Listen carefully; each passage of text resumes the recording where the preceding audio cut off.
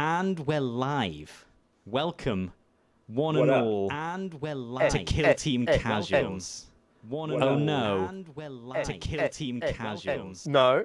There you go. I was getting. Oh no. I was getting myself back on myself, and now we're back. Seamless. Mixed messages. Seamless. How are you guys doing? Nobody noticed a thing. No one noticed. I will tinker in the background. You're up against it because we've thrown you in the deep end today. We're all in different locations except for yourself. So you're the only one at Echo Base who can technically put it that. I'm on holidays, but had to come back in because there's so much to talk about. And Russ has saved the day. I'm here on home command. You know what? I can't bring up that. I can't check any chats. Guys, apologies. I've got to keep my I've got to keep my screens ready. I'll be the chat master. Don't worry. You know what? I can check them. I can check them. Oh, can I? But yes. I'm gonna. No, it turns us off. No, I've got it. No, I've got it. Well, anyways, we got Dr. Zero Hour here with us. We've got Sandaldina. We've got Deep Fatty. We've got Land of Kate. Landon. King Team Florida. I'm guessing. Landon. Yeah. Oh yeah. It's one of our Florida your boys. So I'm in the back of Warpfire right now, and then he's playing games in the front of Warpfire right now. And yeah, I should pull him in to say hi. Yeah, get him in here. Landon. Quasimodo? Run into the back. Who's Quasimodo? I don't know who Quasimodo is. Dang, all the Florida boys are in here. What's up, folks? We got Samoan Matt, we got Deep Fatty, Richard Warrior Princess, who says weavening all. I should get a weave. Yeah. Oh, Seal on the Rug. Subscribe with Prime for 6 months. Looking forward to an Oak of a podcast. Oak of a name. I do like the Oak. You know what? Okay. Oak of a name. Oak of a name. Oh, is this? Oak of a name. Is this? If we got Landon? Here we go, get in here. There he is. Landon live. I've done Landon live. Landon live. I'll put it up here, and then now you can see yourself. There you go. There you go. He's on the pod. It's happening. Here he is. This man. I guess. Yeah. Look, Mom, I'm on the casual. I'm on the Kill Team Casuals. Hi, Mom. Yeah. Is he He's winning? playing Gellerpox right now. As Gellerpox. I just won 21-4. 21-4. Yeah. Damn. Yeah, 21-4. Can we get the person you just beat in? There you go. Yeah. Gellerpox meta. I think that guy isn't here anymore. Oh no. That's a rough I would have one. left at that scoreline. 21-4 is a rough I have left at that scoreline, yeah. Yeah, no mercy. Landon, No mercy. No mercy. That's it. Yeah. Landon lays him out, Well, as it were. we got so much to cover today, so let's just jump straight in, because I think the community at large has had a whole bunch of thoughts about the new data slate. Ben, we know you've had lots of thoughts about the new data slate. Guys, but I just wanna say this. I've spent like 45 minutes before we came in here trying to center myself. I've been in meditation. I've been in prayer. I've been turning to all powers outside of myself, and to try and just not explode. But I'm a little salty over the data slate, boys. I'm a little bit salty. No. He's salty about How it. are you guys feeling? well, I always like to listen, put my ear to the ground and listen to the people and see what they're saying, because then I can form an opinion from them. Oh no! And me and the people aren't happy. We're going to be hurting some people. We got Ali, Primaris Painter here. He's not read it yet. He's waited to hear the good news from us guys. So, well, boy, you're in for a good Ali, one, brother. Brother, it's gonna be a wild ride. Hang on in there, though. I'll just say this: Data Slate was not an oak of a slate. I'll just put it that way. Not an oak. If we had to wood up, what do we say? Are we saying PV? Are we saying MDF? Balsa. This is a balsa of a slate. Balsa's solid. No, because you can make some nice furniture, like some objet d'art. Should we say MDF solid? Actually, no, that's good. Yeah. What are we saying? MDF. We use it in a lot of our stuff. Pine. Just some splintery, unrefined wood. Balsa slate. Okay. Quasimodo said balsa slate. I like that one. We'll stick with balsa, slate, like you said. I mean, I said balsa. Shall I just look up worst wood? Worst wood. Yeah. Yeah. Erection at a funeral. That's a great question. That's what we're looking at. Worst wood. Worst wood. What is the worst piece of wood? Worst wood. Ivy. Says flaccid. Flaccid is the worst Yeah. kind of wood. Yeah. So it's not erection at a funeral. It's flaccid at a funeral. That's the kind of wood. There you go. Something. Anyway. So what is the it's worst bad. wood? What does it say? It just says stuff like driftwood. Is the Oh, worst driftwood. wood. Driftwood pod. Driftwood. Unless you're lost at sea, that could save your life. But, it's I feel, tendency I to feel like warp. I'm lost at sea right now. I feel you're like- awash. Yeah, I feel like I am Leonardo DiCaprio clinging on to life, and then this data slate was Rose, just not Wow. making any room Well- for me. So, all right. Well, let's work out why. We need, because that's probably the big thing. We've got people like Ali who are in there going, guys, I came to you Please to cover tell it. me. Please And apart tell from me us what's crying happening. into their tea, we need to go through it. So, DiCaprio. do we want to start? We'll look at the clinging on to core life. the core rule changes. Is that a good place to start? You guys all right with that? Yeah, so here, that's a great place because I think some of the core rule changes. Well, one is good. I think one is a little silly, but yeah, let's start there. Yeah. So we've got the kill zone Galatark, the close quarters on guard. You basically add in the following text. If you do go on guard, that friendly operative cannot counteract during the turning point. So obviously this is a hit on elite teams right yeah, there. I think it's a great change. Yeah, I like What this. do you Yeah. guys think? Yeah, I think this is a Because decent it's oppressive. Like yeah, seeing someone move, it can feel oppressive shoot. sometimes. Yeah, if you go on guard and then in your counteraction go on guard again, it's just horrible. Yeah. Yeah. So it's kind of that pretty one. I guess that this is sometimes we talk about when we're trying to fix a group of teams like elites. Obviously, I guess for people who've said other problem at the moment. But when you get in and try to change individual rules across all the teams, you can have varying results. Where I guess this is a good one that just affects them all pretty equally, and they all take advantage of this rule in the Yeah. same way. So I actually reckon this one was to me was a pretty smart tweak. It was a good Big win little to me. tap Yeah. without being aggressive. Yeah. Decent. Agreed. So I like that one.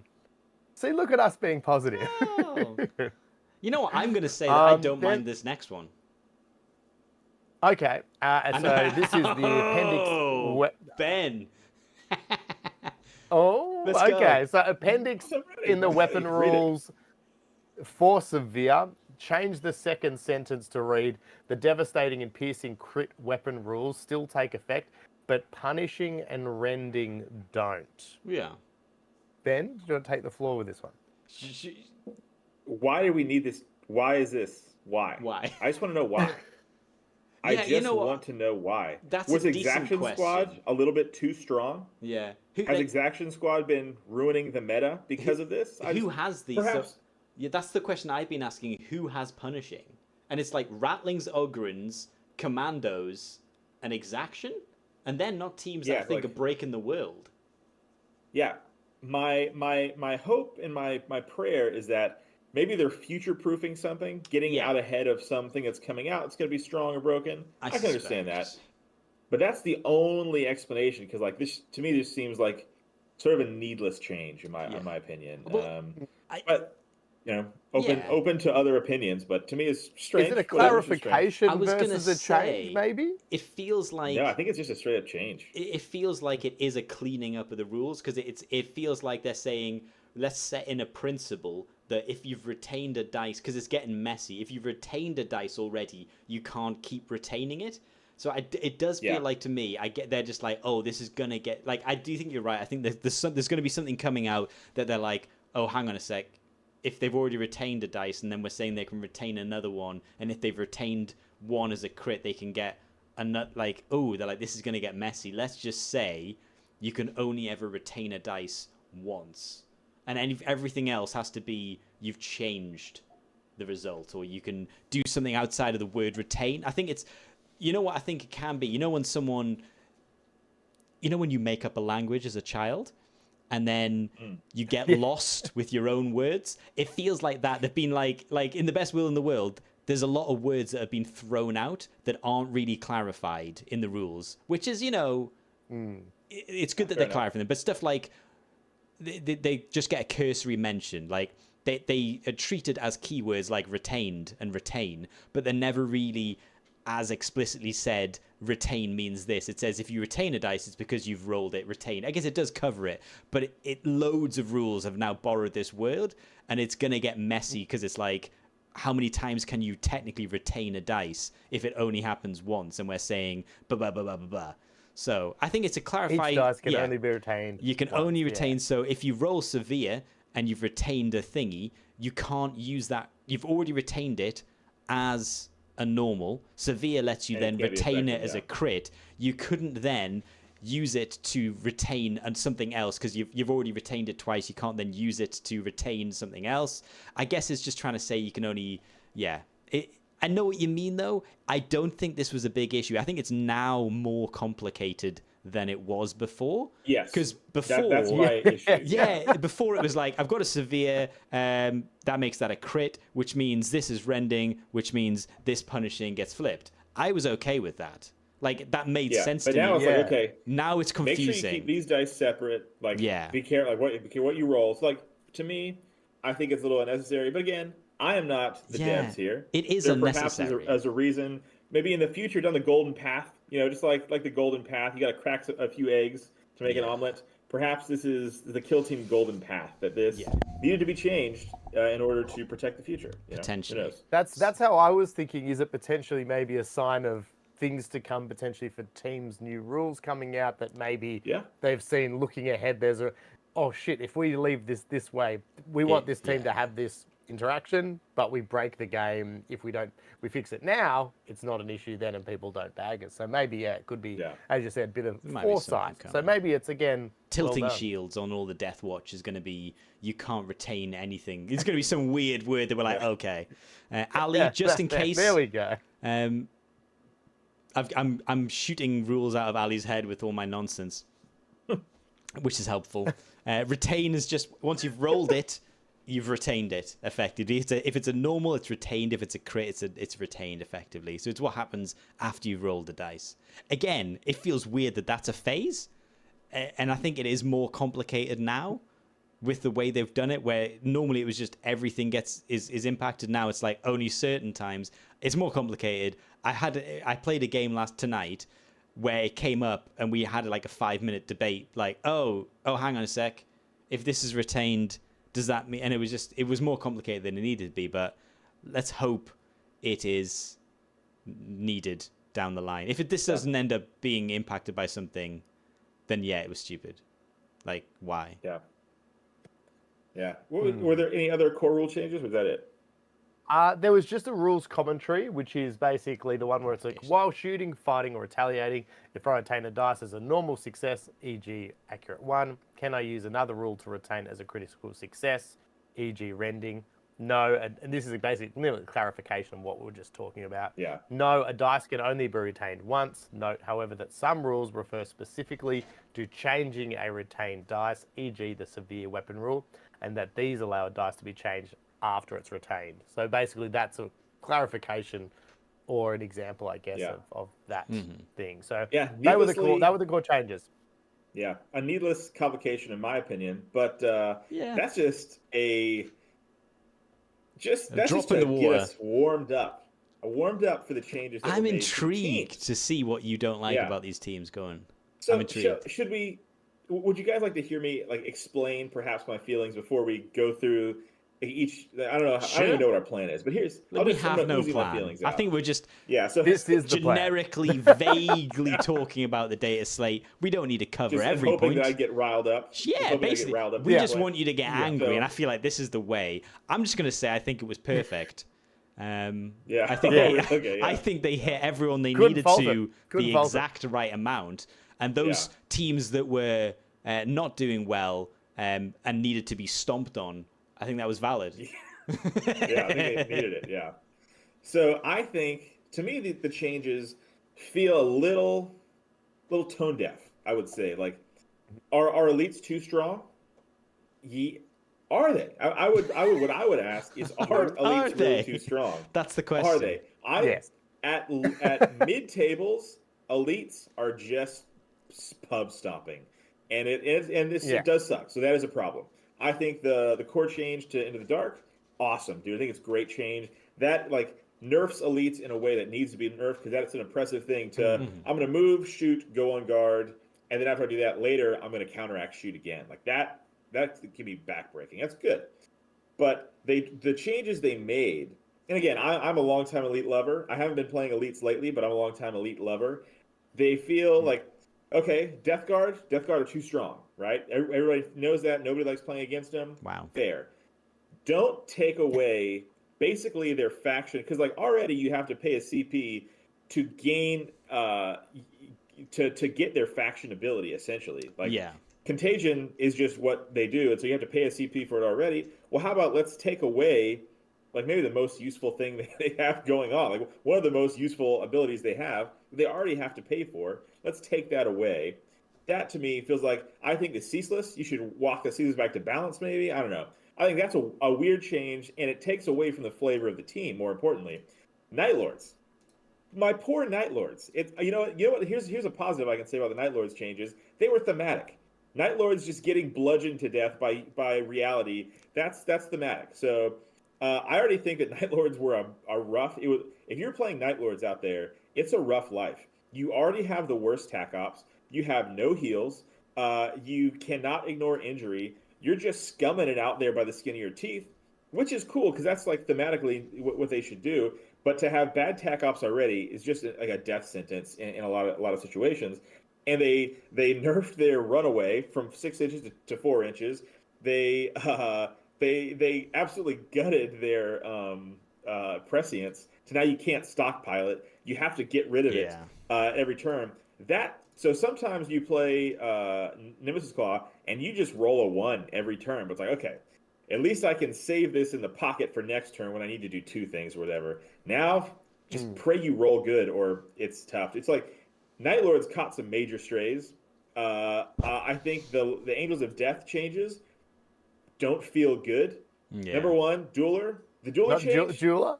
F and A, dude. That's great. Because Dueler. Yeah, it's great. I was going to say, we have an issue if you think that's a bad one. Yeah, that's a good one. But their leaders caught some mega strays with having to only once per turn. Like, here's the thing, dude. Are you guys seeing Angels of Death win tournaments left and right? I'm not. No. I don't know if you guys are. Wins. We're not in Florida. Yeah. And like they're good, but they're not great. Like they have no tricks. So now they're even. No, they're very honest. All of this feels, and they didn't buff the other chapter tactics to make them more interesting or anything. They just made Dueler worse, which is good. But like these changes just feel bad. I think if you play these teams, and here's my main problem. So we have those things on one hand. And on the other hand, the right hook and left hook is that the teams that have been soul crushing the meta just got they tickled their little feetsies. They just tickled their feetsies. Hierotek, guess what? Hierotek are still sick, dude. Hierotek is still an absolutely cracked, great team. So I'm still gonna have to play them. Sorry, everybody. I'm gonna have to keep playing Necrons because they're getting that good. They're forced you into a corner bet. They're forced you into a corner. My hand. Yeah. And then Sanctifiers, just a little bitty tickle. It tickles the witty bitty feats. It's like, you can still keep being the menace. Warp Coven? Oh, let's dumpster Nemesis Claw. But let's just give Warp Coven a little tickle. A little armpit tickle. You just was that 5 attacks of your Kopesh. Now it goes down to 4 with a reroll. So that's my issue with the data slate. Is that what about Phobos? A lot of the changes. Did we talk about Phobos? They just what? Phobos are so sick. Guess who is winning tournaments? 6 Phobos. inches. What did they get? They got 1 little tickle. Yeah, 1 little itty bitty tickle. So like to me, like these teams that didn't deserve it caught some mega strays, while these teams that are also by the way going away. At the end of, that was the weirdest thing.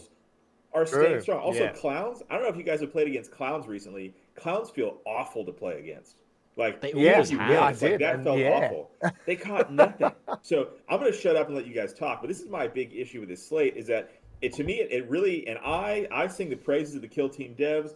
I love what they do. I think the game is in a great state aside from the meta since Blood and Zeal. Except for all the things you just said.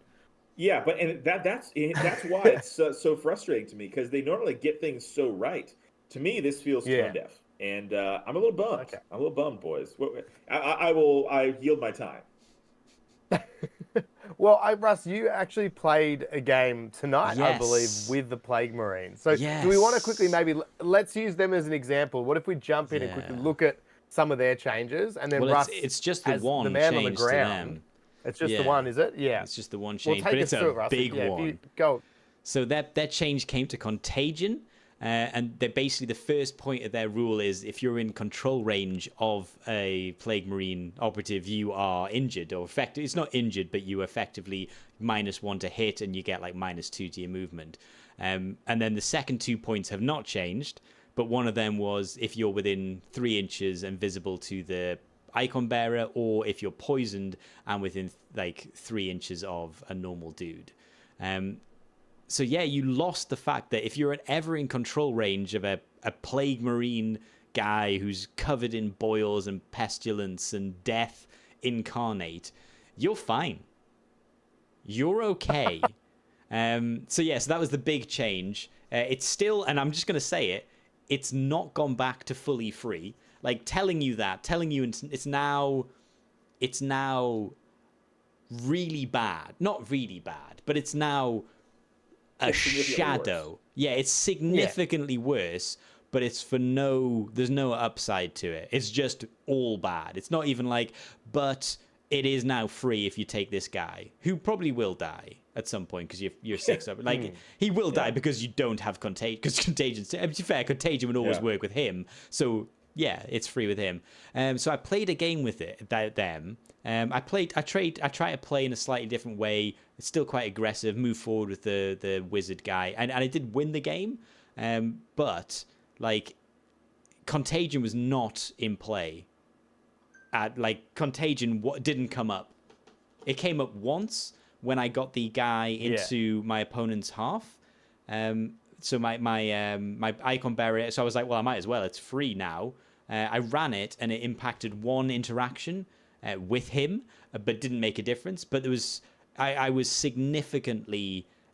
You felt it was such a hit, and I think you can say I played a good opponent who was playing Hand of the Archon, so not a world beater of a team, but it was a good opponent, and I still won. So obviously, it's not a crippling nerf, but like man alive, I felt it, because I guess in a way, I guess it's good. I'm trying to be as positive as possible. I guess it's good because I'm having to play the team but it feels differently. Bad, right? It feels bad because I want to play Plague Marines as Plague Marines. Like they lumber forward. I mean, it's a slow team. You're not doing anything else really well apart from not dying, and that involves your opponent being unable to hit you as well in combat. That's kind of your thing. Like. By end of turning point 2, I had 4 guys on like 1 wound each. Like I was getting, like I was in combat, I was losing combat to elves, which is like, man, if we're both 4 attacks because they take the blades. So my normal guy, 4 attacks 3, I have exactly the same profile as a dark elf as a Plague Marine in combat. Like that's nuts. Like if they're hitting, if they're into me, if they're hitting on 4s, at least what the averages are 3 hits to me, 2 hits to them. That feels okay. That feels like how it should be. But I was losing combat because they were hitting with everything, and I was like, because they have other tricks, they have other tricks to make their combat more lethal, and I don't have a lot of combat tricks. I have some of my operatives are obviously decent in combat, but it felt rough. Like it felt like harsh, and again it feels weird because I won the game, but it was close. But maybe that's fine. It's not a world breaking change to the team, but this was not a tournament game, and a tournament with them now is gonna be interesting because their whole shtick was people are not likely to charge you in combat. Like Goremongers now, like the new teams, Goremongers would absolutely smash like Plague. Like any team which is melee focus is just going to have a field day into Plague Marines now. Sanctifiers. Yeah, I don't want to. Because like Plague Marines, they've got everything. The bulwark against. I was like, hey, that's your only hope. Like if you take, you're hitting on 5s now with that melter. But now, not even scared, dude. Not even scared. Yeah. So while Sanctifier's got like a small nerf. All the teams that stood a chance against them got hit pretty hard. And to me, I don't know. I want to say things. I'm not going to say things. But you reckon that's maybe like some of these changes are a sign of where they're trying to shift the game overall? Like as you said, Russ, because it's changing that ability for close combat teams to fight into a team like not just Plague Marines, but a lot of different ones had things that have made their defense against close combat not as good. So are they trying to buff teams like Goremongers, Felgor, elves who rely on close combat but can't hit as hard or consistently as some of the Marine teams? Do you think that's maybe we look at that obviously as an individual rule, but they're going, well, overall we think shooting is too prominent, especially with elite teams or whatever. So we're trying to shift it to give some of those melee teams who are feeling a bit wet fish at the moment a chance. I'm not saying that is what's happening. I'm just trying to maybe connect the dots, if you will. Yeah. No, I kind of think there is some. I think you make sense there because I think we all agree Jula was kind of rough. And the problem is when you do the maths on Jula versus Contagion, they're pretty much the same. Like it's a weird way. You kind of feel like if you're like 4 attacks hitting on 3s into someone, you get 3 attacks. Your opponent's 5 attacks. Let's say it's 5 attacks hitting on 3s. It gets 4, and one of them's a crit. It can double parry and leave you with 1 hit. If you're Contagion, you go down from hitting on 3s to hitting. You only get 2 hits, and then 1 parry takes you down to 1 hit anyway. So I kind of get. I've been a bit blinkered because that Contagion was effectively. I'm not going to say it's all Plague Marines have, but it is the personification of what Plague Marines into one strat ploy. Your objective is to get Contagion off, and I think it was a good nerf to make it not free. That's fine because you had to push forward to get it. I think that's totally fine, totally warranted. But because they're so slow, now like you have to make dangerous moves to even be in a chance to score the crit. And you were making those dangerous moves knowing you could survive because of Contagion. And now I played a game, I wasn't surviving as I was going forward. So if I'd been into a melee team like your Goremongers, I think I probably would have been dead turn 3, like wiped. And a Sanctifier's team that can, I think there's some teams that would just wipe a team like that. But at the same point, they are trying to make the way for non-elite melee teams to have some ground to stand. I just think there's too many teams for it to be easy for them to do this without tipping a balance. We love the game because each team feels unique. Because of that, the team is horribly imbalanced. I'm using that's obviously hyperbole. It's not horribly imbalanced, but it is imbalanced. Like if every team makes it fundamentally hard to balance it. It makes it fundamentally. If you want it to be unique teams, it's going to be balanced. If you had every team that is 4 attacks hitting on 3s, the game is perfectly balanced, but there's no flavor, and it's probably not something you want to play. We play it for the flavor, but that does mean it's so hard to balance, and it is a tricky job for them to do to make every team feel like the player one, because everyone wants their team to be player one and have cool things that they can do.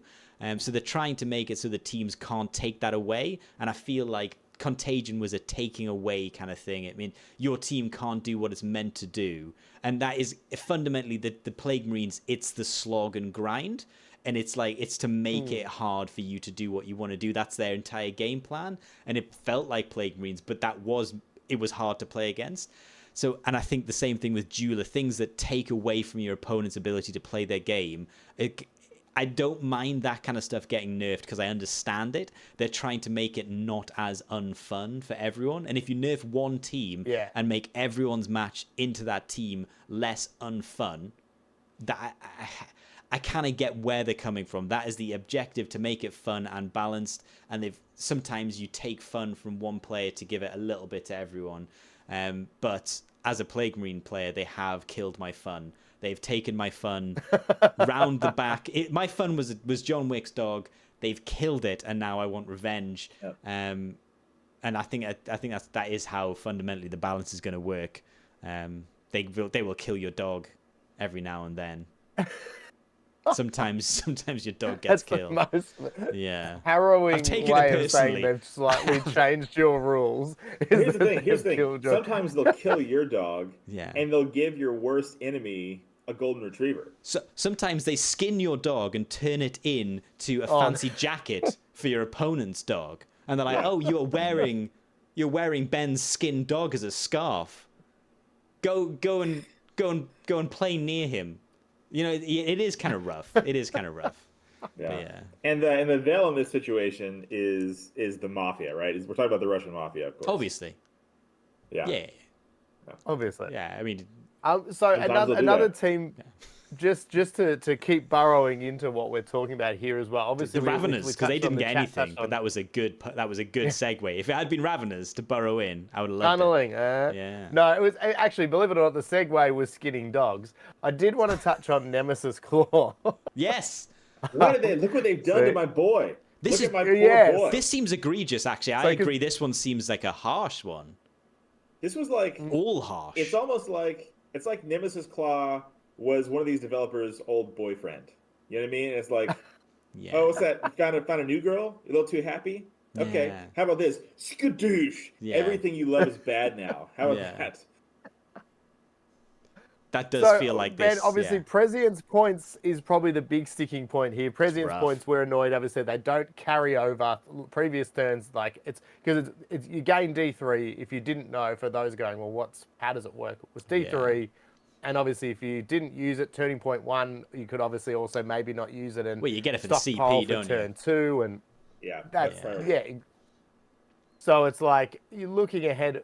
If we're saying D3 with no no carryover is bad, what would be a compromise? Is it D3 plus 1? So you're never Yes. really having less than 2? Yeah. Is that D3 what we plus reckon 1. maybe could have been a happy... You want Yeah. 2 because you want, like, turn 1 you CP and then potentially you pass, and then turn 2 you want, CP and the feel no pain, really, don't you? And then you keep wanting the Yeah. CP and feel no pain.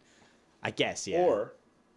Or I counter with D3, you can only carry over 1 per turn. It's getting 'Cause, like, messy. It's getting here's- messy already, Here's though, the isn't it? reality. Here's the reality.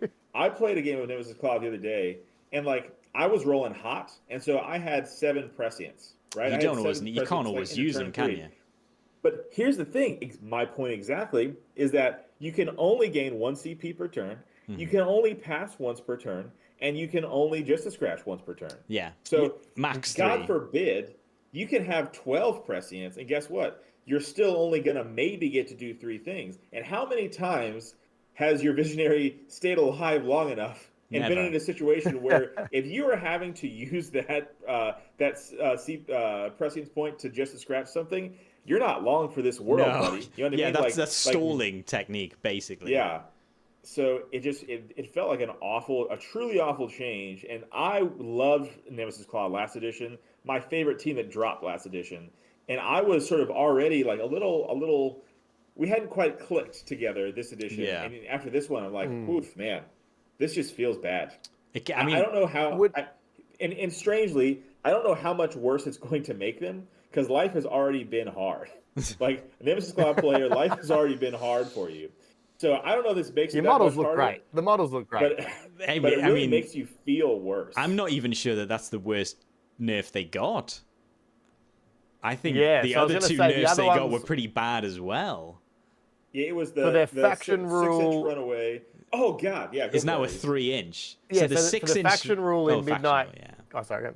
No, it was, Yeah, yeah, so go let's for it. start Midnight from the top. Clad. So the faction rule in Midnight Clad, the first bullet point has now changed to it's more than 8 inches from enemy operatives. It's Yeah. visible too. So that's your ability to be hiding in the shadows and shadow-related shenanigans has been curtailed. And then, as we were talking about the strategy ploy, Ben eloquently called it "runaway." It's also known as "return to darkness." The relevant part of the second sentence has now been changed to, in addition, it cannot move more than 4 inches during that activation. 4 And it inches? cannot end that move closer to enemy operatives. Yeah. So, yeah.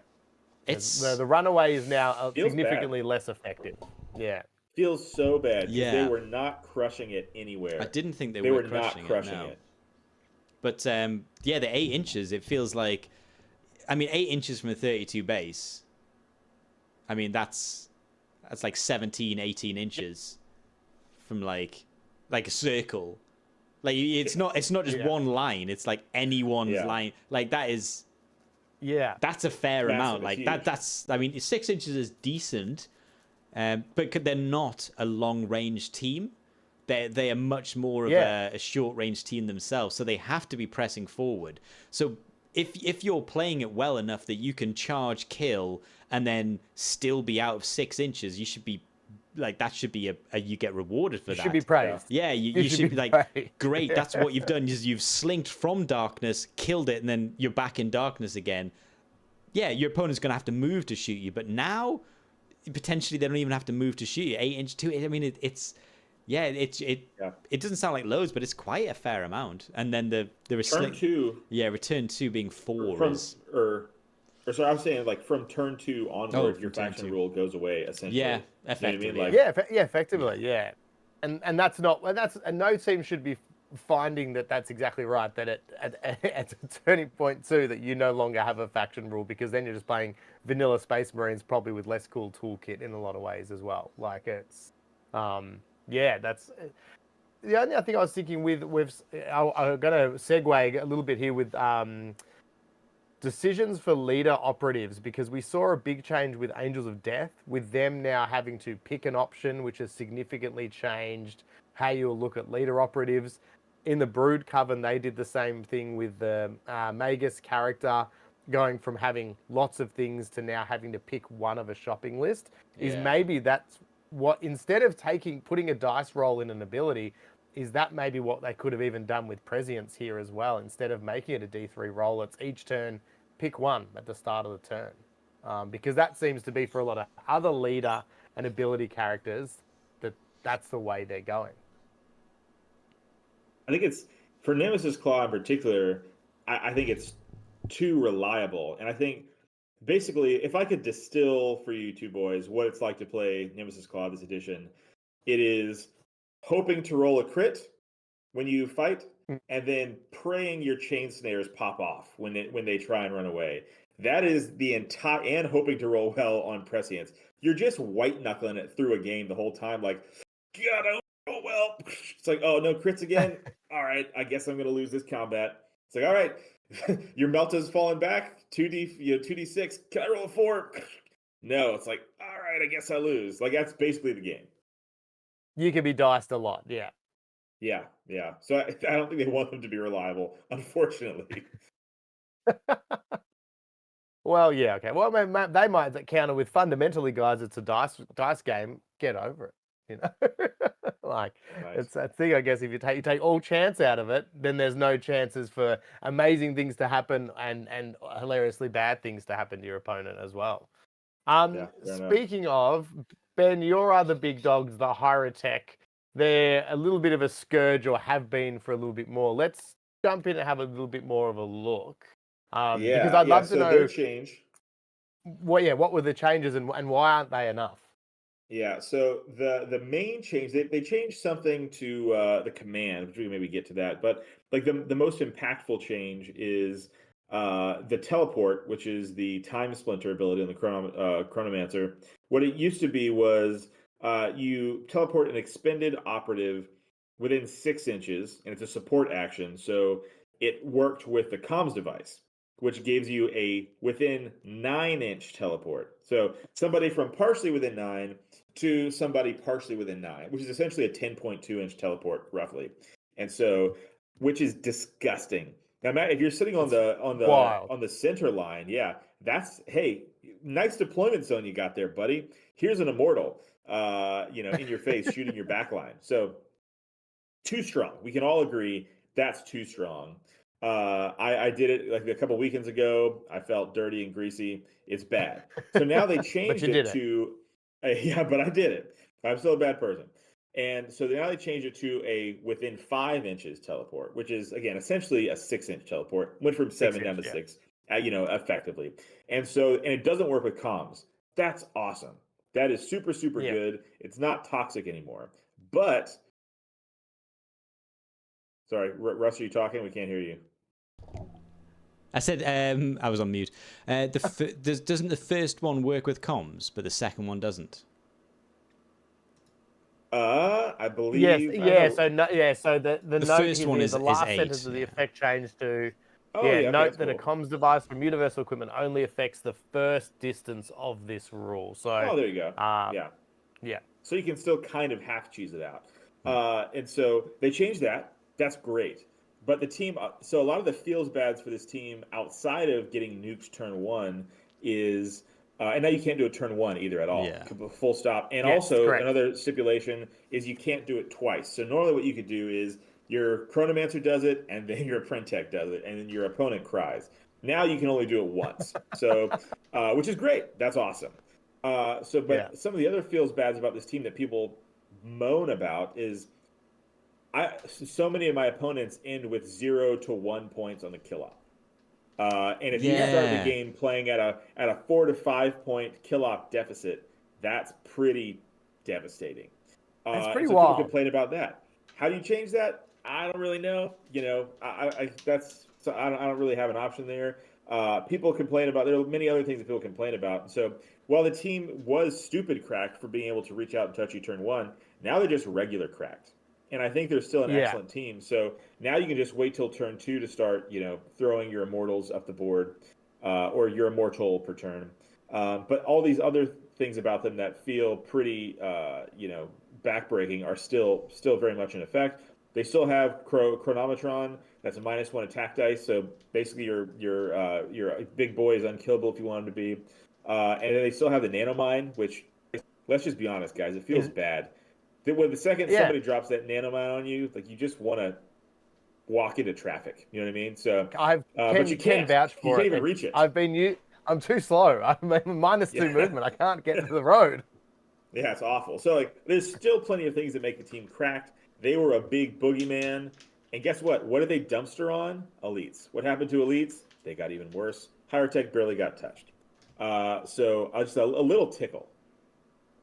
One thing for me I find most interesting with the Necrons is their ability of how hard they do counter. Again, talking of close combat teams, it nearly seems like unnecessary how much of a counter they have to it because of their improved maneuverability. Baby.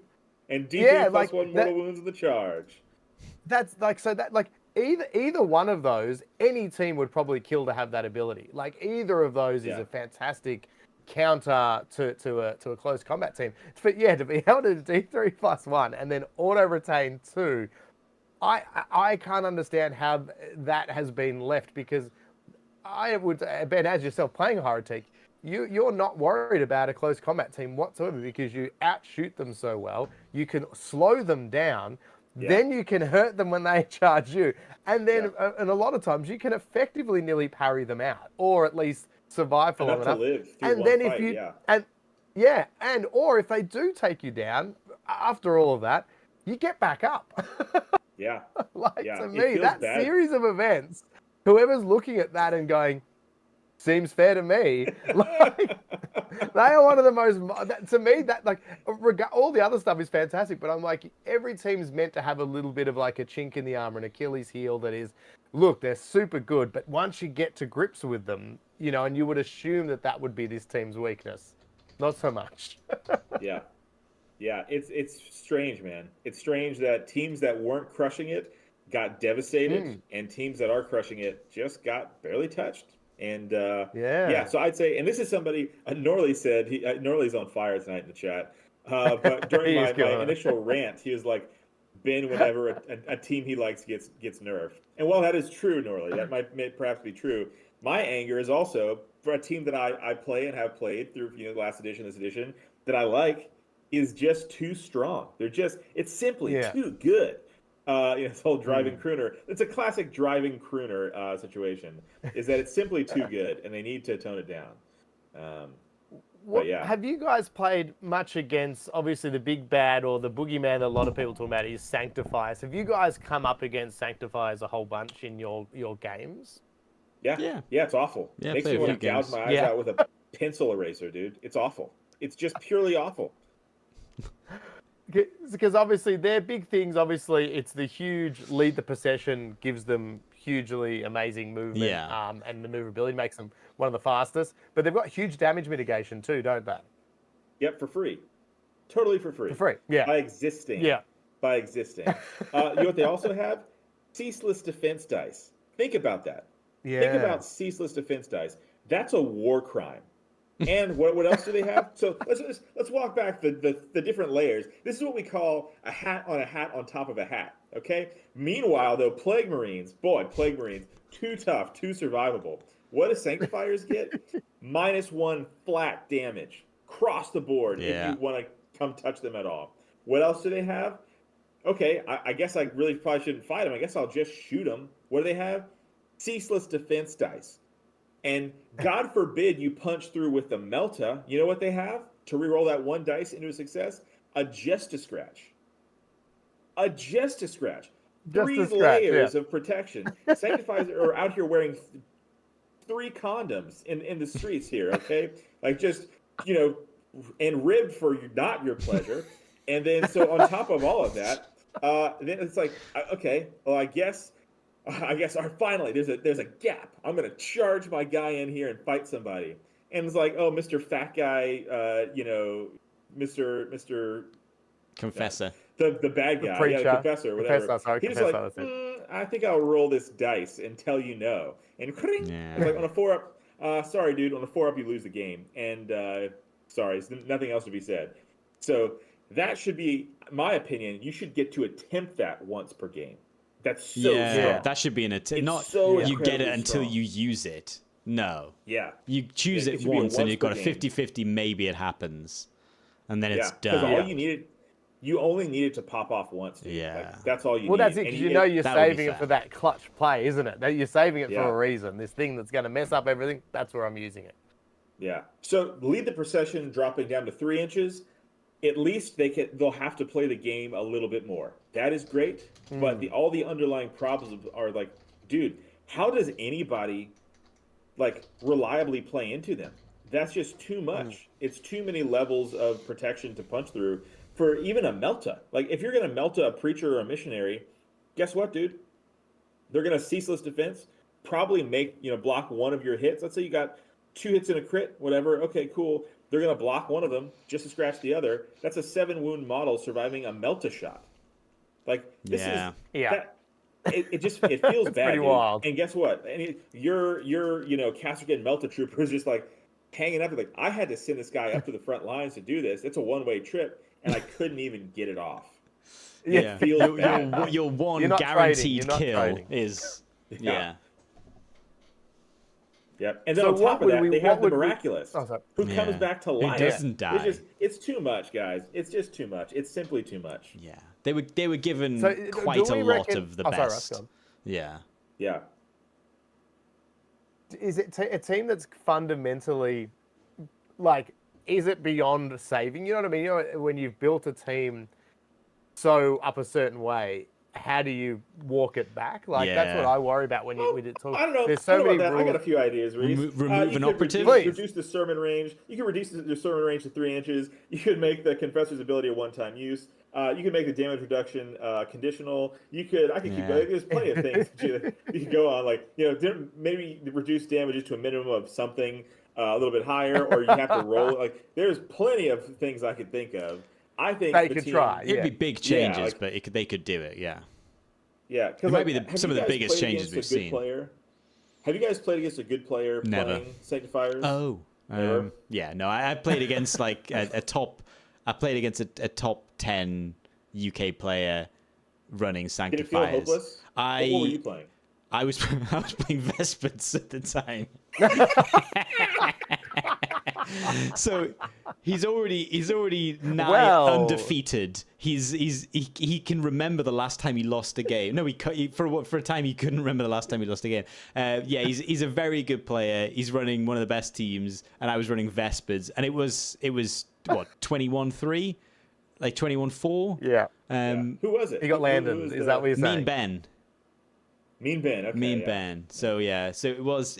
I mean, it was a nice game. He's a nice guy, but it did feel somewhat hopeless. You know what? Sometimes I feel more hopeless games into the Goremongers.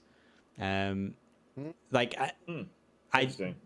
a different sense, I find myself frustrated by Goremongers because it seems to be going well, and then everyone heals twice. And you're just like, oh, well, shit on me then, I guess. I can only do a maximum of 8 damage as a Vespid, because I'm not doing any damage in combat, let's be fair. And now you've just healed all the damage I did. And you've killed 4 of my guys anyway, so now it's over. But yeah, I felt more frustration with the Gorman, because I know the Balanced Day Slate did remove their healing to D3 plus, I think it's D3 plus 1 or D3 plus D3 2. plus 1, yeah. Yeah, D3, yeah. So 1. instead of do D3. So that's... Yeah, so max of 4 instead of 6. So. Yeah, that has helped. I think that was... Oh, no, the other thing was obviously the leaders feel no pain is just on normal, not crit now, so... That's a great change, yeah. I don't think they're bad changes. Again, yeah, they're a good team, still a good team, and those changes felt appropriate. Like that is a team that I think is been touched enough. If it's holding up the doll and saying this is where the bad man touched me, I think most people in the room are saying that's okay. They can touch you. Yeah, that's okay. Yeah. Versus Sanctifiers are just still a menace, dude. They're still a menace to society. Yep.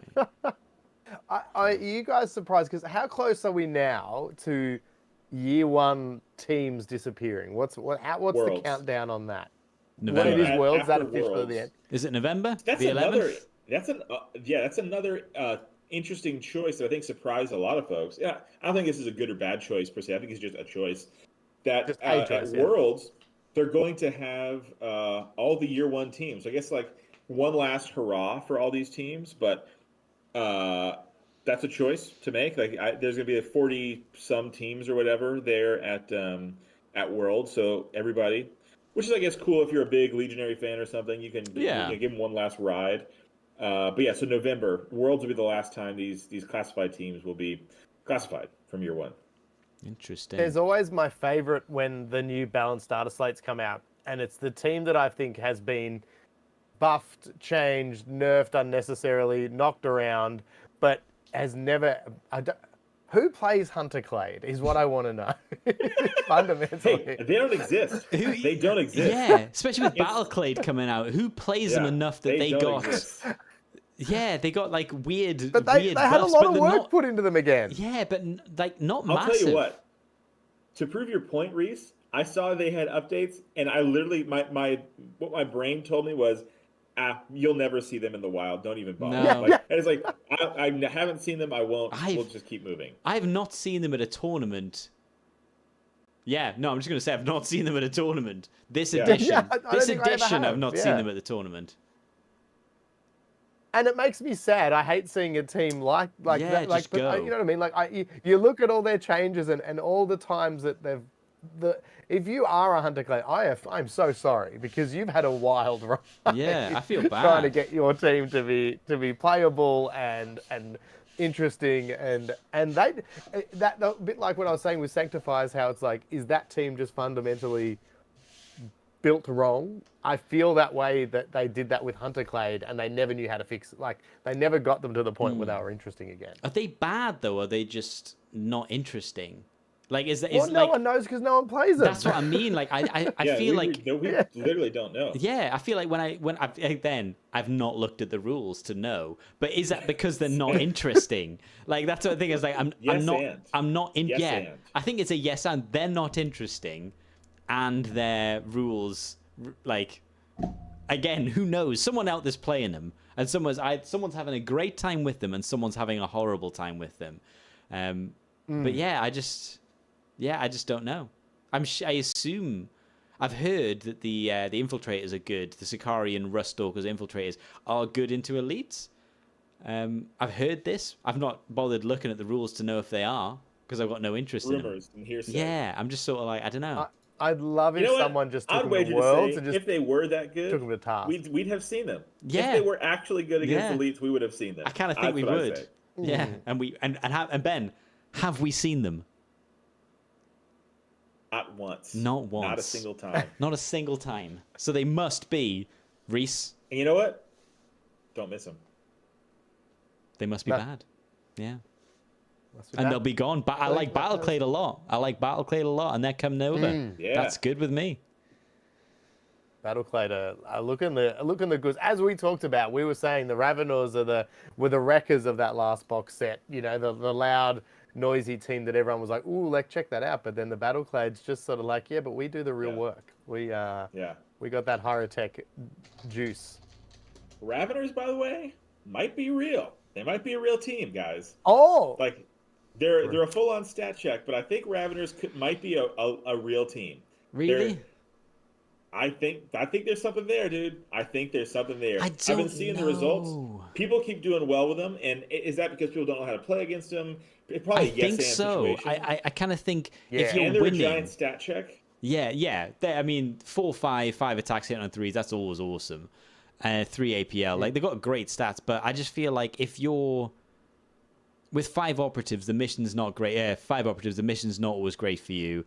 And with it so conditional on your rules being based on your tunnels, your opponents can just avoid your tunnels. I kind of feel like and there's some people out there winning. I think there's a guy called Harrison that's doing pretty well from Ripon with them in the UK. I met him at a tournament. I lost a game to them. But it was very close, and So I never felt oppressed. I felt like if you're winning, it's because your opponent's probably making some mistakes because you can just avoid the tunnels. I don't know. Yeah. I'm not sure they've got it yet. I think there's something there. I know. I think there's something there. I need to do some more games, but I kind of believe in them. I'm starting to believe. He's starting to believe. I'm thinking of Hook when he's he's looking at the food and he's like, "You are the pan." Having a food fight. This would be too old for Ben. Ben won't get this reference. Isn't that the Matrix? He's starting to believe. Isn't that the Matrix? Yeah, that as well. Yeah, He's starting to believe. Yeah, that as well. Yeah. He's starting. Was that a reference to something else? I didn't know. I only know. You wouldn't know. You wouldn't even understand. Rufio. Anyway, was there any other teams before? I guess we should probably look at moving on to just quickly chatting some of the reveals as well before we run out of time. But was there any other teams you guys were surprised didn't get anything? Because there was some teams, Wreckers. It's a big list of teams. Yeah, there's some teams that didn't get any love. I was really surprised about. I really wanted Wreckers to get something. Wreckers aren't going to get touched. I think Wreckers are never going to get touched because they can. So, like, we had a game at the KTFO recently where a Ravener, poked his head out of the hole and a rocket guy was, just pointed in that direction. And Wreckers, here's the thing. When they shoot you, especially on ITD, there's a non-zero chance they can punch through 30 damage. Oh, yeah. They've got a lot of non-zero chance. Yeah. And so sometimes Gork and Mork are with you and you sling 30 damage down the field and nobody can withstand that. And so because of that, sometimes they can just put out so much damage, they can kind of fumble their way through things. And because of that, their win rate is just okay enough and their placings are just okay enough. I think they'll always escape being touched. That's my opinion. And it's sad. Yeah. It's a sad truth, but it is true. Yeah, they're one of the swingiest teams, but they're just not going to get. I think you might be right. I think they might just not get touched. That's my guess. A lot of the elf teams didn't. Remember a couple months ago when we made the hot Death Watch take, pulled that one out of our ears. Yeah, not wrong about all these guesses. Just quickly with the elf teams, not many, if any, touches around there. Do we think they're trying to kill some of their natural predators? I don't know. Well, not much. So. I'm just trying to think. I don't think. I saw anything. Is that because they're so is that them going? We're not gonna touch them because we actually like what they do and how they do it. We're just gonna bring down people trying to bring the overperforming teams to their level. Totally, that's it, 100%. Yeah. Well, back to mad crazy guesses that Ben did. You touched on it, Ben. The Death Watch. You called it. We called it. Are we excited by the reveals that we saw? The Death Watch. Is this tickling the pickle like we hoped it would? For me, 100%, dude. 100%. I'm pumped. I'm very excited. There's a few things that I love in this world, and some of those things are Death Watch, and I'm Necron crazy right now, so I am super hyped, dude. I think it's very exciting. The rumors were Necron pariahs. Boy, I'm so glad they didn't do that. I was worried it was going to be just like really? 8 dudes. I thought it was going to be 8 dudes that look like robots with sticks, and I was like, I'm really glad it's not that. How about you guys? I'm so pumped. I think the models look incredible. I will say I do miss. There's a certain charm about the original Death Watch kit that the Primaris doesn't have that I kind of miss. But overall, very hyped. How about you guys? Go for us. Yeah, I mean, they're going to be fun models to make. Tentative. No. I'm keen to get the models. I think the Death Watch models look great. I'm intrigued. A 5 operative team. They're going to be decent movement, but not as good as Raveners. They're going to be 3 APL. Like I'm trying to think a more durable Raveners team with maybe a similar wound stat, 17, 18 wounds. And I'm no kind of tunnels? like thinking no tunnels, but high. I think maybe they're going to have to be quite high. I mean, a 3-up save does mean that it like if they were the same wounds as a Ravener, that would be insane because a 3-up save is going to mean you're effectively many more wounds. So it's going to be interesting, like a team that's going to be the opposite of Raveners, and they're going to be ability to go full range, but they've also got, and I love a Thunderhammer. I love a heavy Thunderhammer. Oh, and they've got a heavy Thunderhammer. This has to be, I want to see an 8-10 weapon. It's not going to be an 8-10 weapon, but man alive, do I want to see an 8-10 weapon. You know what I want? I want like the same thing they did with Gelapox, where it's effectively you can do like 5 attacks hitting on 4s, 5-7, or you can do 3 attacks hitting on 5s, 10-10.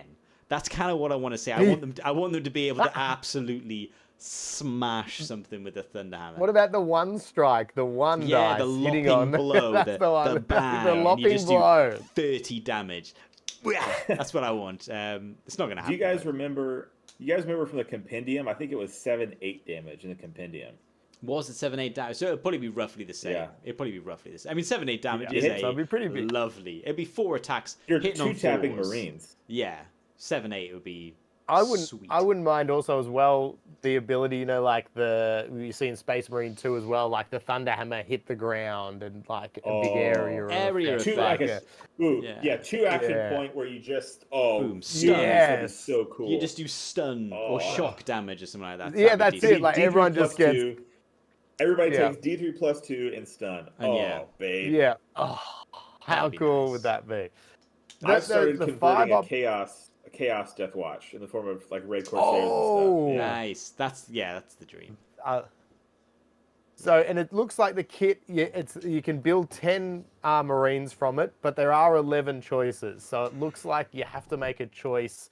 There's the Bombard, the Breacher, and the Horde Slayer are the 3 that use the Gravis armor body. So it looks like from the box itself, you'll only be able to build two of those 3. So it'll be interesting to see what that the shake up. I'm a big fan of a Storm Shield. I'm a sucker for a Storm Shield. I like the Aegeus guy too. He looks pretty badass with the mace. And how cool is it? So we were just, whenever we were talking about this, we basically, all the things we were saying, it feels like, except for the 5 bodies, whatever, has come to pass. Because I remember one of the critiques about like the Angels of Death is they're boring. Because like, you have the Anointed and the Shrive Talon and the Skin Thief. Yeah. And then you have Intercessor 1, 2, and 3. Well, now you have the Horde Slayer and the Sword Master. It's like, oh yeah, dude, pump that in my veins. It's so cool. Yeah, it feels like I'm hopeful it will be a Legionaries team, but I don't want to get my hopes up. Like that would be like, because I would love an Imperium Legionary team with just like dripping with character. So that would be nice, but I don't want to get my hopes up. But that would be cool. Because each one of these guys is going to have loads of special rules. Oh, yeah. I'm sorry to cut you off. For 5 team, for 5 got us objectives. there. Yeah. You're going to be each like the shield guy, like he's going to have some sort of like invuln save, double and, parrying, like, loads of stuff going on. And then like the frag cannon. Oh baby, I don't know if you guys the remember how frag good the cannon frag used to cannon be was. amazing. The frag cannon, Yeah. I the love the Bombard. frag cannon. I'm so excited, boys. I'm so excited. The frag cannon was. And then you have the Phobos great. guy, the Scrambler. So are we going to have Omni Scramble? Here's the thing. a 5 operative team that has access to Omni Scramble. That's kind of cooked, Yeah, dude. that would be cool. Phobos are Yeah. cooking hot right now. To have Omni Scramble, woo, baby, like a better Vox Scream. God dang, dude. That would be nice. It'll be interesting to see because Deathwatch's thing's always been their access to special special ammo. ammunition. Like that's always Yeah. been their thing in 40k, and other times we've seen it. So it's going to be interesting because there are still quite a lot of close combat expert warriors in this list. So it's like, is that part of the balance of making sure you have enough guns still in the team to take advantage of the special ammo, or are they all? I mean, they're all probably still rocking bolt pistols as well, or heavy bolt pistols. But yeah, like I said, because you've got, when you look at it, you've got your leader's got like a power sword. You've then got the head taker who's like your Reaver kind of guy, the Aegeus, the Demolisher, and the Blade Master. They're all look like close combat sort of experts. So you can really, is it that cool toolbox where you can really lean into close combat, or you really want to lean into that special ammo and go elite shooting with like the Horde Slayer. You've got the Disruptor's got a thing, the Marksman. It looks like they're going to have some fun builds you can make for sure. Yeah, it seems like list building is like gonna be back for this team. Like all these different operatives, 10, and like also here's something we didn't see. I've been thinking about this. We haven't seen a warrior profile. They're probably gonna have a warrior. So like, is the warrior gonna have a sick ability? You know what I mean? Like, what's that looking like? Maybe There's the just warrior is the so one many that's got cool- special ammo. Ooh, they get to use it always. like access to all the special ammo. yeah. Because they said one thing that I was kind of disappointed about, but we just don't know because who knows what the rule is. But you can only use special issue ammunition once per turn. Yeah, maybe they can And use it I was like, outside.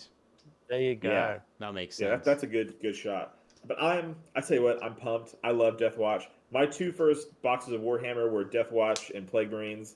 So like this, I feel like I'm back to when I started. Yeah, after all of the sort of upset, maybe the upset with the data slate, the teams that we have are all sick, and the game is still sick. It's just, some of these top teams need to be taken down. But I'm so pumped, dude. I'm so pumped. Now, what do we think of the Crypto Retinue? Was it Amhetra's Crypto Retinue? The is the Geomancer. team, the What? Necron. What were they That's actually the- called? Some kind of circle, right? No, that's what the Amhetra's Crypto Retinue. That's what it is. No.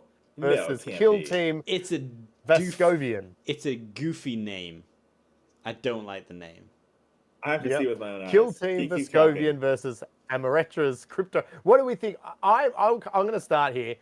I'm a little bit meh about the Necron team. Like, I'm with you, Ben. I didn't want just 9 of the same pariahs in the same pose, generic, no flavor. But I don't know. This team doesn't really sing to me in terms of their models. Really? I was like, I'm really excited. Eh. I'm really excited. I'll tell okay, you what that's good. I can tell you what I really wanted, and when I was like dream listing a Necron team, and it's a little bit close, so I think I'm going to be able to kit bash to make it exactly what I wanted. What I wanted was basically, I love the Canoptic Wraiths, and the Canoptic thing is I was wanting basically the spiders, but like 2 mini spiders, and we've kind of got that. There's 2 guys that kind of look like mini spiders, so I'm like, Yeah, the kind of yeah, they the kind of tomb look. crawlers. They're not as cool as the big spider, but they're pretty close. And I was like, you know what? It's good enough for me. I like them. The other models are a little bit meh, but the big leader's decent, and I like the 2 spider things. So I'm thinking, I don't mind them. Okay. I think they'll be decent. Necrons are always fun, and they always have interesting Yeah. rules. Like That's it. I think the rules will be great. It's just more the models, and maybe it's just more the models for whatever reason. I don't know. Just maybe it's because a lot of the team is just the small things like the reanimators they're and not the fun. accelerators and the warriors. And they've they're got an all very- accelerator and a reanimator again. Like we've seen those models. That's Yeah. odd. It's odd that we've been That's it. getting, and I assume they'll be the same because why would they be different? It's interesting. Yeah, So that means we can probably bank on the strange, same man, reanimation rules. But then at the same time, which weird, because you got the reanimator, but then we know from the article, it talks about that the little guys, the warriors, come back to life. Yeah, And, like, if so there's they're less like than your- 3 or something, they just turn up on the back of your Yeah. board edge, which is kind of cool. Yeah, so I wonder if they have some So does- kind of reanimation, or is that who knows? Like I wonder if they would Because normally teams don't share the same exact DNA. So Yeah, that's why I was so like, curious, dude. it's almost the same models, but they're named exactly the same. So you got to assume there's something like the accelerator is probably going to be an APL buff, right? Like potentially. I don't know. It feels weird. It's having the reanimator model, I guess, because if you've got the tomb crawlers, I guess obviously they're your big heavy hitters, and losing one of them would be massive. So even that, the fact that if you then to have the reanimator, and these things look chunky, so who knows how many wounds and what their armor save, and then you can bring it back, that could be pretty soul crushing. Yeah. If you've, as we talked about before, you've done the Cassican Melter sacrifice where he's gone and killed the one thing, and then it just gets up again. It can be pretty demoralizing. Yeah, I would love them to fix Necrons with this team. I would love there to be a Necron team that is fun to field and not soul-crushing to play against. They have yet to do that. From the first edition of Kill Team to current, they have yet to have a Necron team that isn't a bit of a crotch punch for your opponent. Yeah. Like even By the way, I looked it up. They're called the yes. Hierotek Circle. What are you reading, Reese? Reese? The name of it. What are you reading? It's from the article. It's from the article.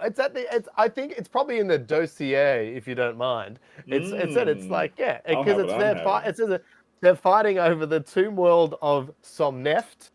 I lie to you not. Some who? And it's a Somneft.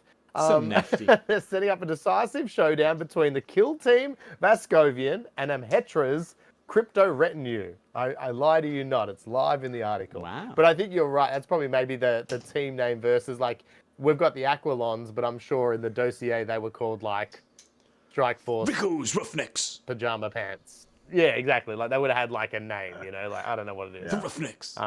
Rico Roughnecks. The Rico's Roughnecks. But yeah, and again, interesting. We get Necron warriors and scarabs in the box set as well, so they're very similar to what we saw with Typhon. That you're getting They're the expanding extra on NPCs. those. Yeah, the NPC stuff, which is like, would anyone prefer the cost to be 30 quid less and for you to not get that? Yes. I don't know if it's like. Yes. Yeah, I feel like I don't know why that. Yeah, I don't know why the need to like. Yeah, maybe I'm wrong. Do people? There's two ways to look at it because you go, it's Yeah. a bonus, or you go, actually, I'm paying for it. Yeah, and I I'm with think you. that's I'm the in the. I'm thing. actually paying for that camp. Yeah, if you're paying for it and you're getting, your part of that money goes towards. I've not built the Hormigans. I'm not going to build the Nobody Necron has. Warriors. No. Yeah, just because No. I'm just sort of like I bought the box because I'm playing Kill Team. So I don't know. I feel like if they just arguably, I would like them to. I mean, some of the extra terrain looks cool. Yeah. I might not get around to playing it. If they took out everything that wasn't the two teams, would the box be 50 quid? Like, Yeah. could they make it like more like if they make the game more accessible, will we have more players? Like that might be a nice way to say, hey, it doesn't cost you 100 quid, it costs you 50 quid, and instead of getting 40 models and loads of terrain, you get two teams, and you still have to have bought in an original box, but maybe it's a bit more affordable going forward to keep buying. I don't know what the price points would be, but it does feel like I don't need those the models. Like I don't need the scarabs. I don't need but then someone out there is probably, I don't know. Probably psyched on it. Are we Yes. just jaded? Are we jaded? Are we Yeah. jaded? Like Maybe we're just jaded. We've had it are too people good for running too those long. missions? Chat, Are people tell us, running chat. those missions? Are Yeah. you guys excited to get 20 Hormigants or whatever in your Kill Team boxes? Is it just us, or please tell us we're not crazy? Because Ravenous sold out, the box sold out. So as a company, they've got to assume, wow, great, we charged more, but we Nailed put it. more in it. So people seem to respond well to that. Were you buying the box because of the 30 Hormigans, or are you just like, I would have preferred 30 quid back that I could buy on other stuff? Would you prefer them to include dice for both teams instead? because I Damn feel like right. I feel Yes. like I Dude. would prefer God, dice. that'd Custom be dice. so sick. Yeah, if they just Dude, said, Denaga, yeah. Denaga says, gotta fill the box with slop. He also said he hasn't even painted the base teams. Yeah, Oh, we gotta exactly. eat beans more. Eat beans Eat more. beans Yeah. more, baby. Welcome. The Oh, master of molding. Yeah, I just feel like it's one of those ones. Yeah, I feel like I would prefer more stuff related to the game that I've bought. And I know you can use them in the NPC missions, but I'm not running those. Nobody's doing it. Nobody's playing the Someone's NPC running missions. those NPC missions. They love it.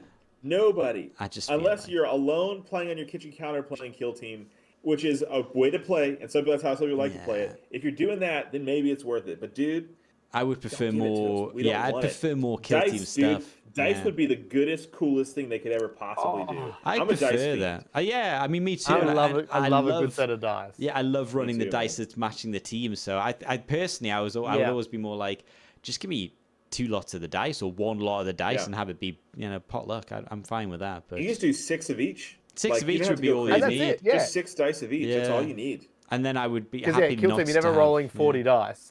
Yeah, I'd be more happy with that if I'm honest. Yeah. So with the terrain rust, you touched on it early.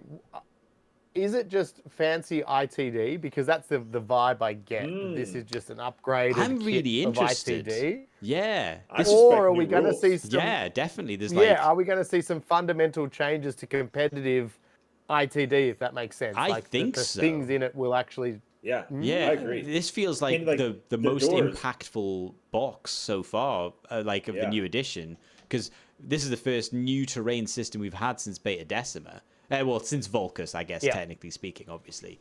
But yeah, this is the first one. This is our Into the Dark, and I think I would love to see this take away Beta Decima. My God, would I love to see this shelf Beta Decima? It's not going to, but I would You know love what I it. think it's going to do?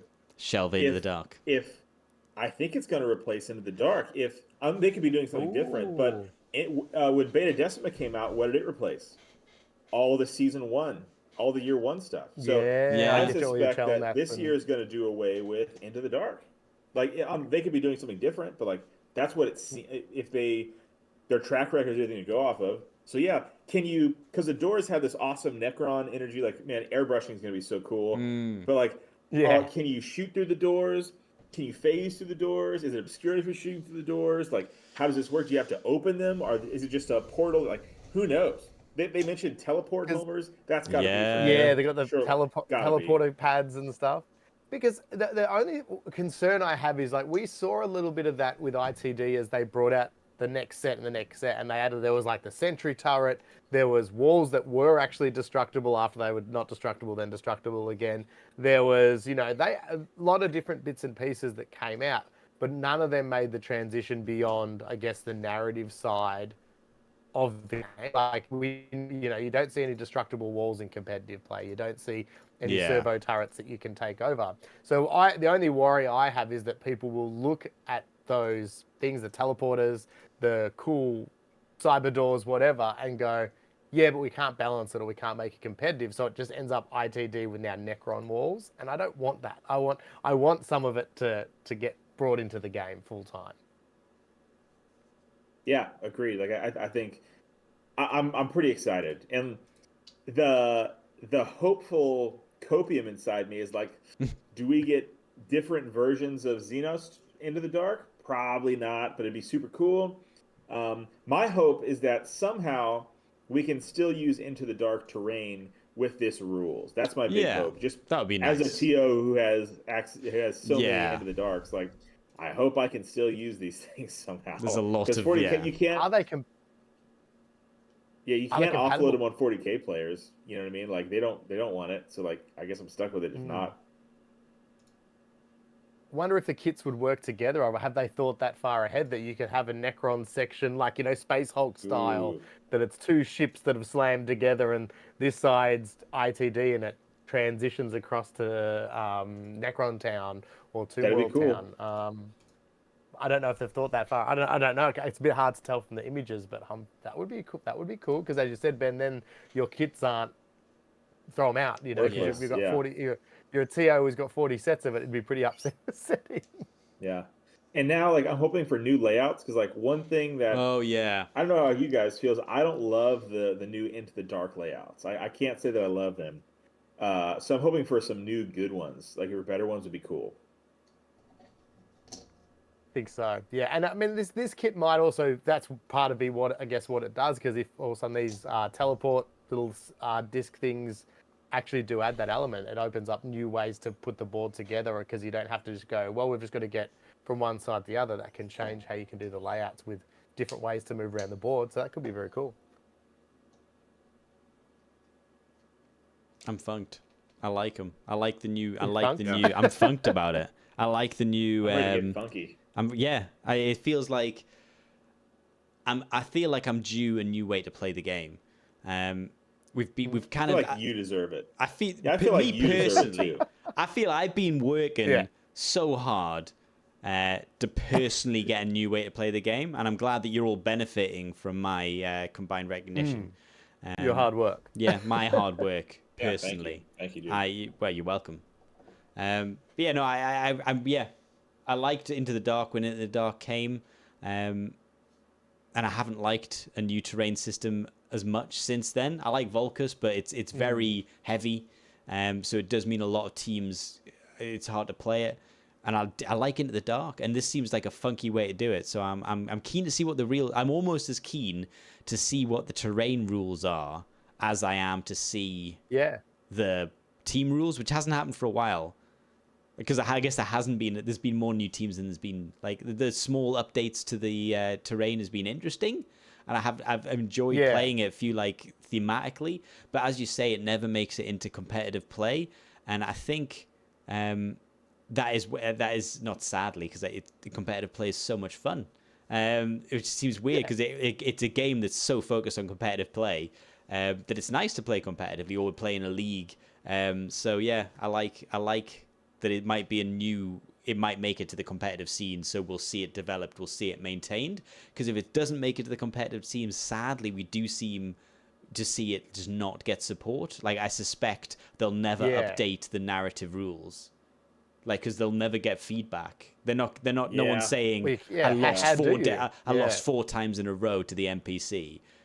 Like, no one's feeding that back. No one's saying, "Oh, I've just got bodied by the NPC players." It'd be like, "Oh wow," but you're like for all we know, no human has ever won one of those games, but we don't know.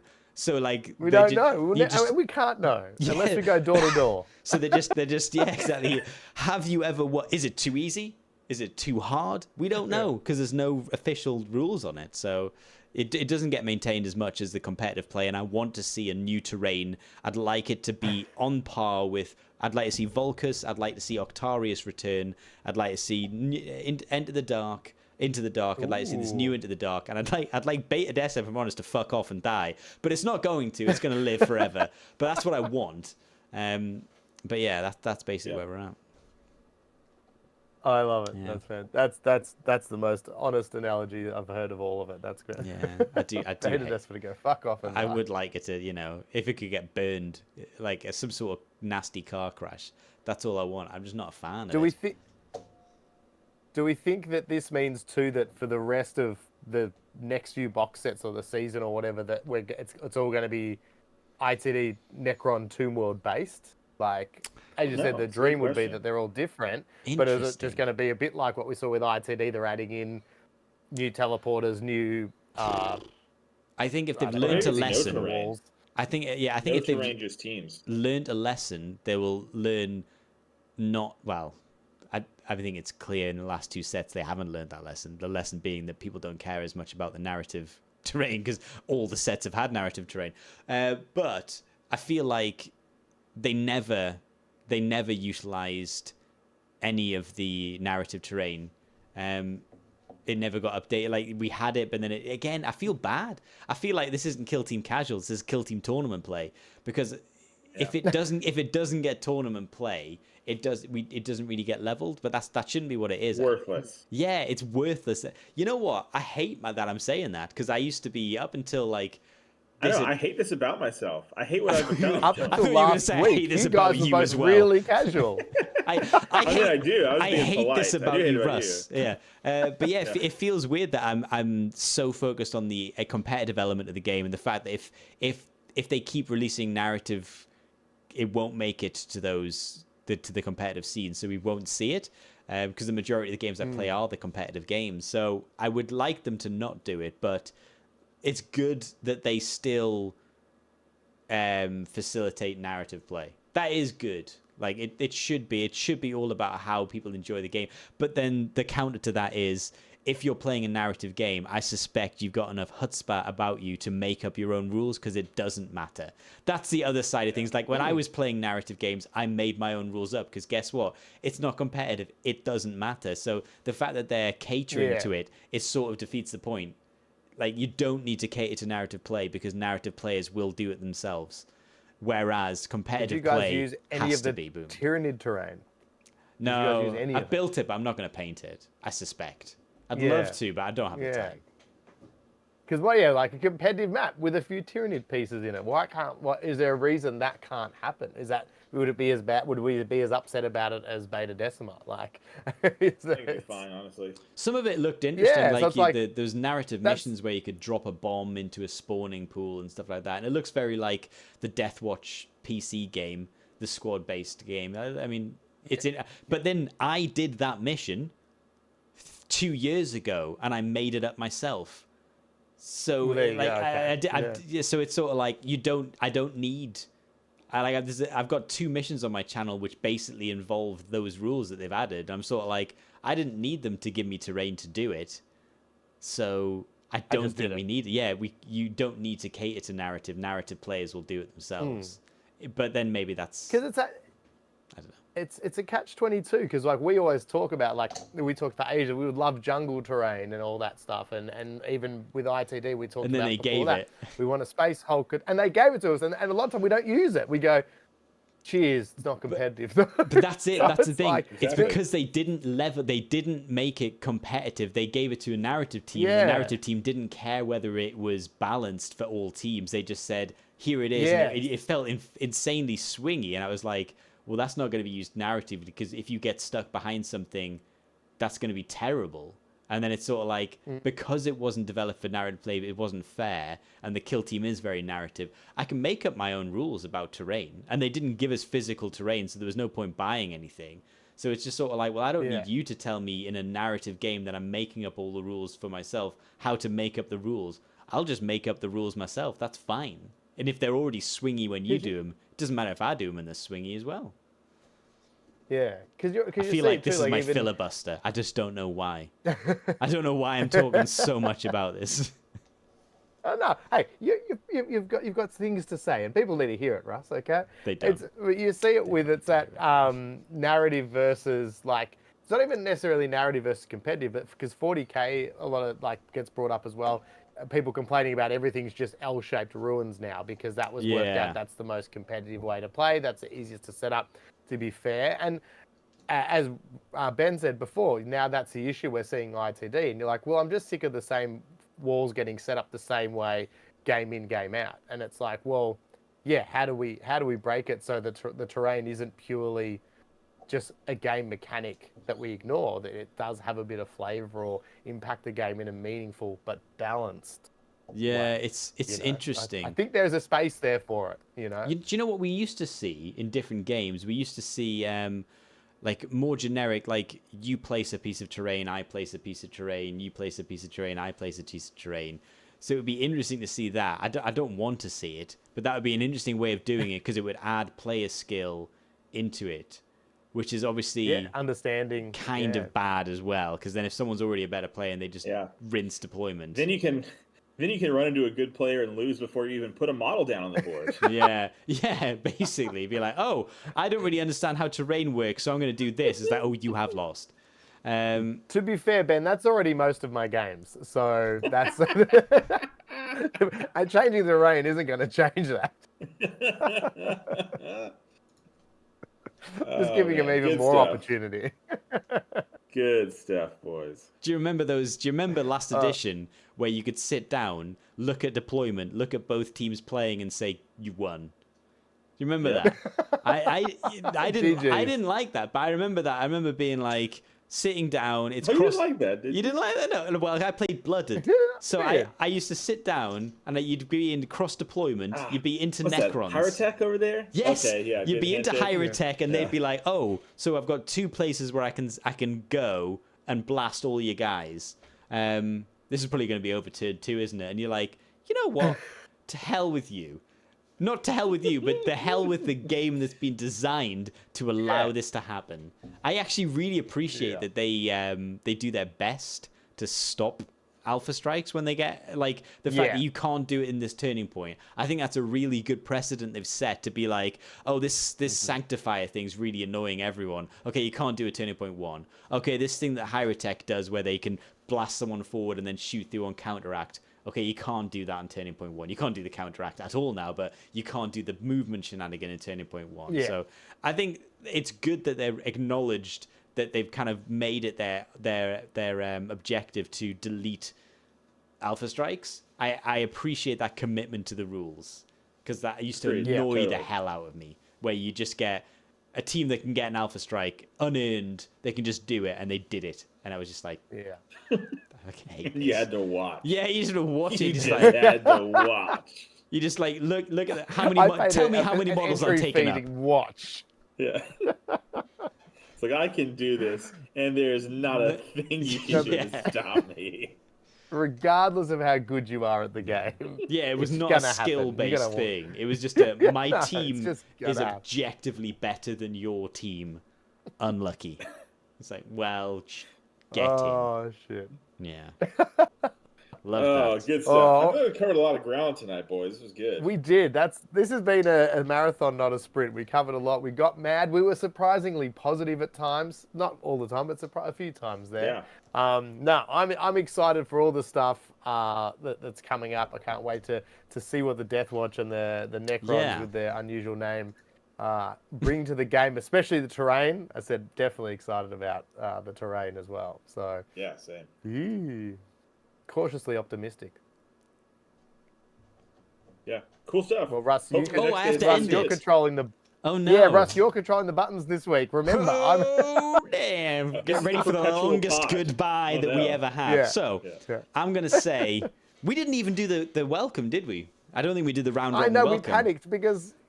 And now we're talking about I it. Didn't want to. And because we're talking about it, it's never... God. So I'm just going to say, guys, it has been an absolute pleasure to speak to you guys, and obviously speaking to the guys in the chat. 07's in the chat. You guys... Sevens, baby. Chat's on fire tonight. you are Hot the- crowd. Hot They have been. show. Yeah. Very hot I'm show. sorry I haven't read as much. My internet is doing its darndest to hold on to my actual Discord call, let alone the chat. So sorry I haven't kept an eye across it like I normally do. So I'm going to pass this train of goodbyes over to my good buddy, my brother.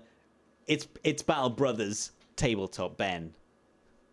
That's me taking it, graciously accepting it, and then paying it forward to my good buddy, my good Reese from Threes to Wound. Hey, it's me. Thanks for having us. It was fantastic. I was glad we got to talk about stuff. Very happy to be here. Goodbye. Oh, Back and now to I you, have no. I just need to stop it, don't I? So Now you press the button. I, what, I find it so awkward doing this bit. It's just we're just